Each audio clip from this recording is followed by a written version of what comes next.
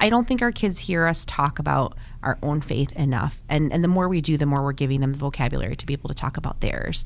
So in whatever way you can, even if it's just one small little glimpse into what you're thinking, I think it can be so fruitful. This episode of Beyond Sunday is brought to you by Assumption University in Windsor, Ontario, one of Canada's most historic Catholic institutes of higher learning, tracing its origins to 1857. Learn more about their online graduate diploma in Catholic Studies by going to assumptionu.ca or follow them on Facebook, Twitter, or Instagram. Welcome to Beyond Sunday, a podcast for parents like us striving to weave the Sunday experience into the everyday moments of our week. I'm your co-host, Nicole Joyce. And I'm Tara Stanger, your guest co-host for the week. Grab your alphabet flashcards and pink candles and join us as we talk, laugh, and reflect on our experiences raising Catholic families and allowing God to transform our everyday lives. It's Rose. I'm sorry.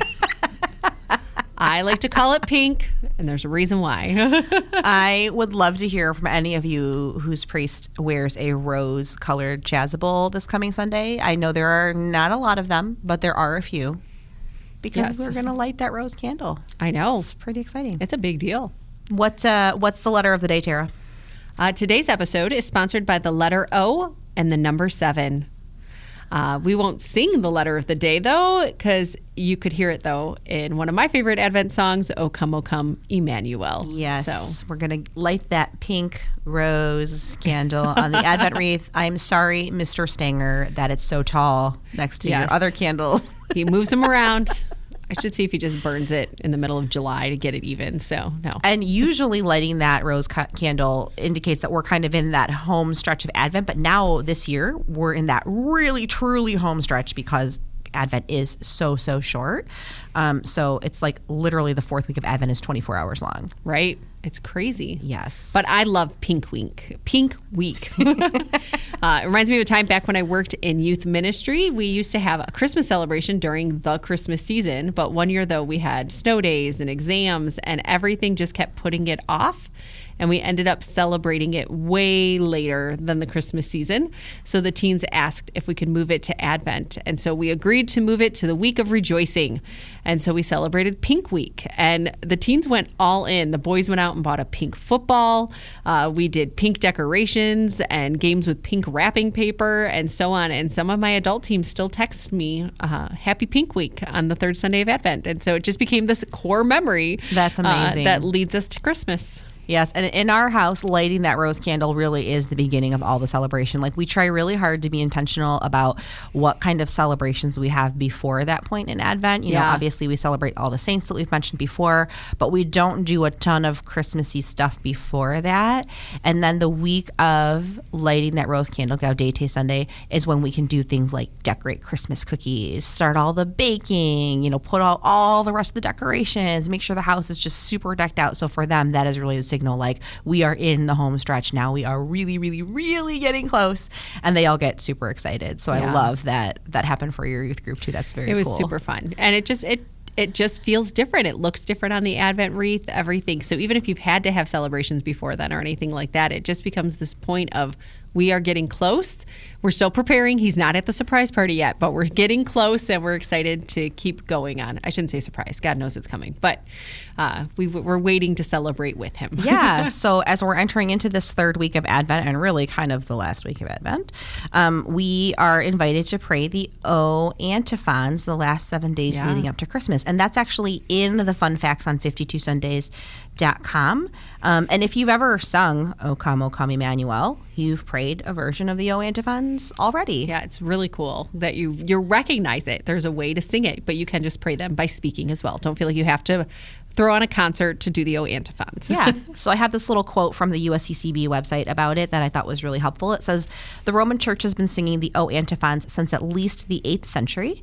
They're the antiphons that accompany the Magnificat canticle of evening prayer from December 17th through the 23rd.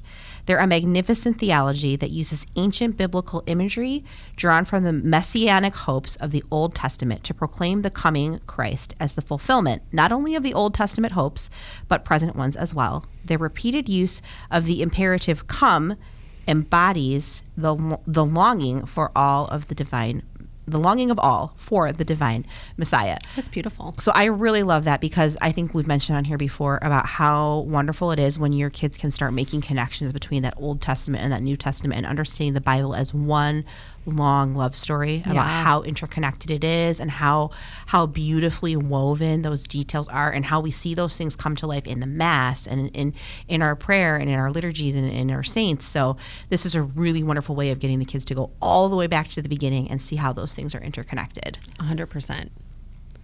I love it too, because you don't have to do all of them. Do you know, we have this opportunity to pray all 7, but with reality of family life and things like that, you can still just pick 1 or 2 to focus on, to help you really enter into the season and see kind of that history of where it's coming from, where we're at now, and where it's leading us beyond that, right? The story doesn't end. Yeah, I mean, if you're in like the mad dash toward Christmas right now, it could be as simple as like writing it on a Post-it note in the bathroom and reading it and thinking about it while you brush your teeth. Exactly.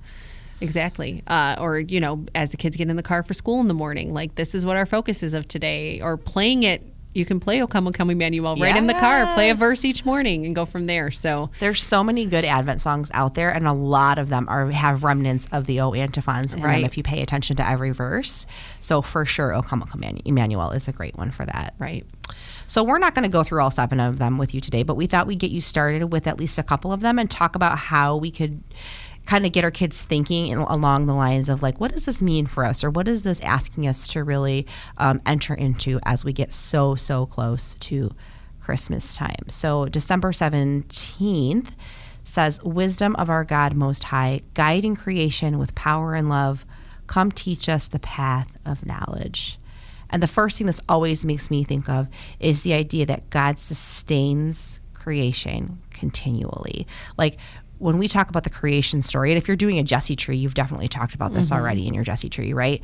When we talk about the story of creation, it's not, you know, number one, we definitely talk about how magnificent it was that God could just say the thing and it would be. Right. But that he continues to sustain its existence just by his presence and by his own will, right? Like, he sustains creation. And if he decided one day that he wanted to stop thinking about it, it would cease to exist. And that is mind-blowing. Crazy. For a little mind, but even for us as adults. So we talk about that. But then also, not only does he sustain it, it's not like he just like spun the world into motion and walked away and left us, but that he's intimately part of creation every day. He knows intimately each and every one of us, every hair on our heads, every thought we have, our prayer, our desires, our fears, and how intimately connected he is with every piece of creation that continues to exist even today. Yeah. And I think it's just that desire for him to know us, right? He has this power, but it's not just, he doesn't just wheel it or show it off like he's a magician doing an act, right? He wants us to know him and see him. And it's that intimate part of it, right? That the intimately part of creation. Like, he is part of this with us, and he wants us to journey with him. And it's this opportunity that he sustains us and helps us grow, right? It's not just, I'm doing just enough so you can get by. He wants to nourish us, but he wants to, you know, kind of anoint us with a ton, right? He wants to generously give and give of his love and give of himself. And he wants us to be open to receiving that. And this is an opportunity and an invitation. Yes, I love it. And then we're going to skip a little bit. December 19th, it says, O root of Jesse's stem, sign of God's love for all his people, come to save us without delay. And this one just makes me think of how the Lord is always faithful to his promises. Even when it feels like everything is falling apart, he brings life for his people. Yeah. And some of you might be feeling like that this week, right? Like, it might be feeling like, I don't have Christmas dinner planned. I don't have all my gifts. I don't even have wrapping paper. The kids took all my tape, definitely by now. Yeah. So it might be feeling like everything is unraveling. And so this moment of remembering that he is faithful to his promises, that he's still with us, even in those difficult times. Right. And whether it be the chaos of the week or something more serious, right? Like, if you're experiencing grief or some other hardship, like, he's still with you in it. And to also turn to our communities to help with that too. But I also love hearing about the root of Jesse. The Jesse tree is such a beautiful image of our our history of how we're all connected and everything. And so I love like that root of Jesse's stem in this antiphon, because it's a reminder that we help root our children, not only in our family traditions, but in the traditions of our faith. Like, it's not just what we do here as a family, as important as that is, but it's connected beyond us. And that gives us an opportunity for them to understand like they're part of this story too. Yeah, I think that's a really good point, and definitely one that we've mentioned on multiple episodes already, just that it's helpful to sometimes have the behavior before the belief. It's helpful to make sure that we're doing the Catholic things, but the more that we can just in little ways give reminders and nods back to like what that means for us in our faith and how that really joins us to the universal church is so important, because we want them to build that relationship independent of us at some point. You know, at some point they're going to be grown-ups and they're not going to be with us anymore. And some of us sooner than others. As they have a junior in high school. It's fine. But we want them to know that they're part of this much larger community, this body of faith, and that sometimes when our faith is failing us, the faith of our fellow Christians and our fellow Catholics will kind of carry us through, right? So like really tying that back to what does this mean in a bigger picture? And the world is so much bigger than just our little house and just our little tradition, but we're part of something so much greater. I just think that is such a beautiful way to really pull together the way we're reflecting on this Christmas season as a whole. I love that. And I also think it's this opportunity to not just tell them why it's important in all of salvation history, right? But why it's important to you personally. Mm-hmm. And take some time, maybe 5 minutes this week, to kind of reflect on that, right? Because I don't know about your kids, but my kids are always asking, like, what was it like when you were a kid? What happened with this? Or they love looking at old family pictures or old family videos. We have one family Christmas video. It's embarrassing, but we have it. Not that we have one. I'm just embarrassed by my behavior in it. But to say, like, my kids love watching those things because it gives them a glimpse into what it was like, and to help them kind of make sense of their world today, even though it's very different worlds, right? But that important conversation, witness, story of why it matters to you is so important. And so taking the time to let them know why all of this matters to you and why it's important, and maybe why you might get excited. And even though you feel burned out, you know it's about more than the moment, right? Yeah. And I just want to make a little note to anyone who's listening who's like, Tara just told me that I should talk about my feelings to my kids, and that sounds really uncomfortable and not something that I want to do. Sorry, we can talk about it.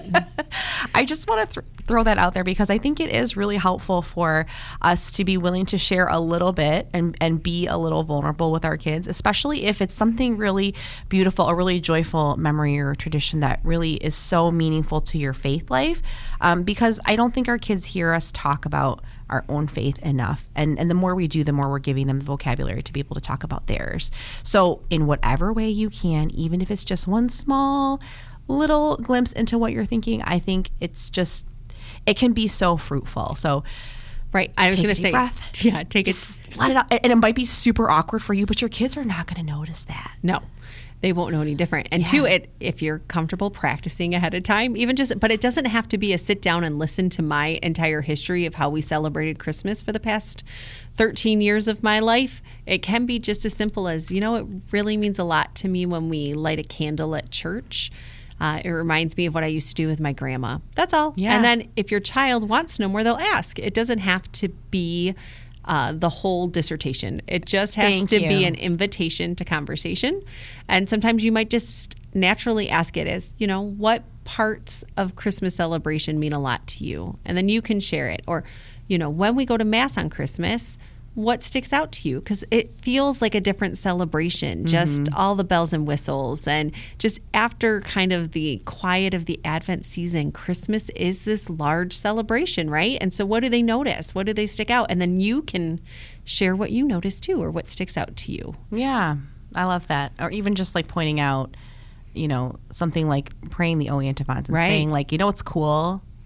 Our pastor at our church is praying these right now too. Right. The whole universal church is praying these, and it's really cool that we all get to do it together. You're praying them with Pope Francis. Yes, those kind of things That's make cool. them feel. When I used to work in youth ministry, my teens were so funny. They would get excited about the things that they could tell. Back in my day, this is how we did things at church, like when we had the mass translations and everything. And so they were so excited because they felt like that's what everybody does, and I get to do that now. That's amazing. But these things that help them connect to the universal church in a world where they understand things going on all around the world.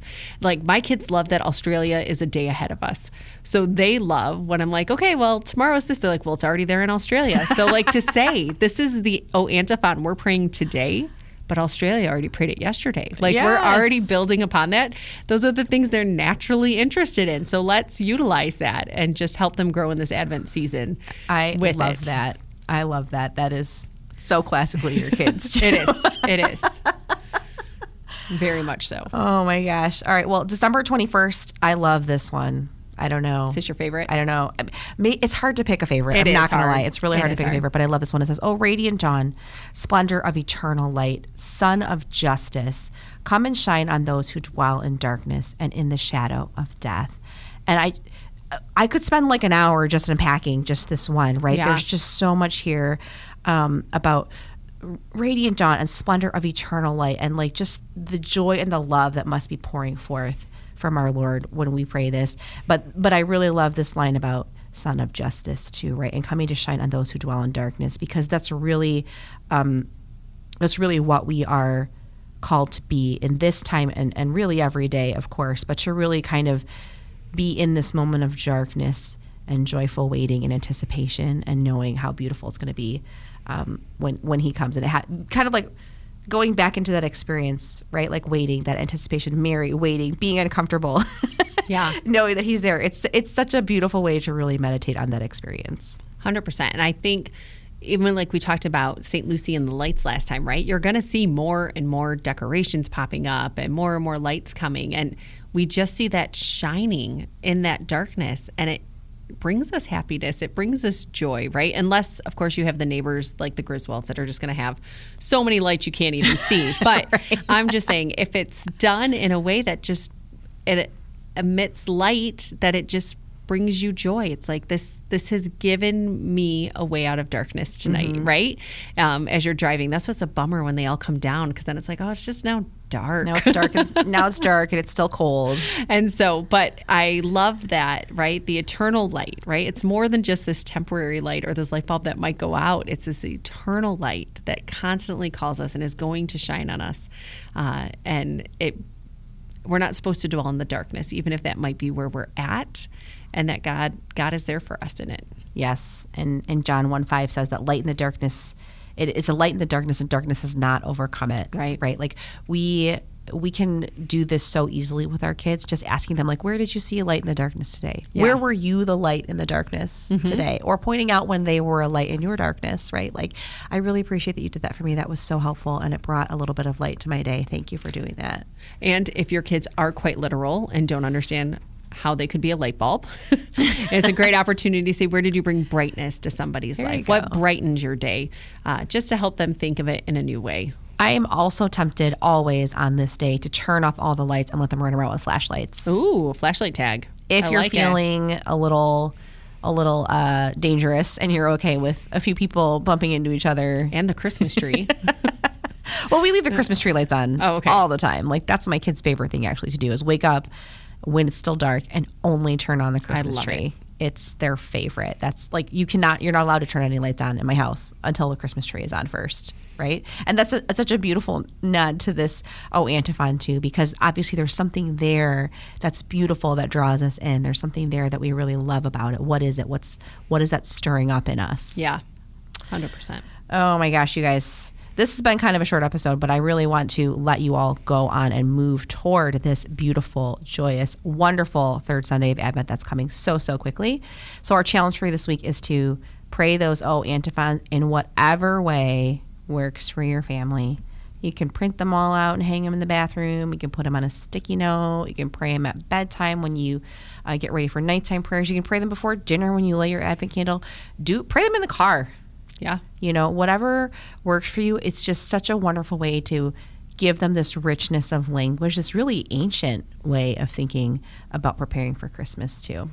I love it. And I think it's a great time to find what works for your family, right? It's a new opportunity and say, well, that one didn't work yesterday. Let's try this way now. You can change it up find what works best for you. And if you're like me, you might write them in dry erase marker on top of the washing machine so you can say them then too when you're doing all the laundry. That's a life hack right there. I should start doing that. Somebody taught me that for remembering what to hang dry, but that might be a great place to write a prayer too. So I love it. All right. Well, thank you for listening to Beyond Sunday. We hope you do well in these last weeks of Advent as we prepare. Find more episodes at 52sundays.com/podcast or subscribe on Spotify, Apple Podcast, or wherever you get your podcast. And don't forget, you can reach us at beyondsunday@aod.org. This episode of Beyond Sunday is brought to you by Assumption University in Windsor, Ontario, one of Canada's most historic Catholic institutes of higher learning, tracing its origins to 1857. Learn more about their online graduate diploma in Catholic Studies by going to assumptionu.ca or follow them on Facebook, Twitter, or Instagram.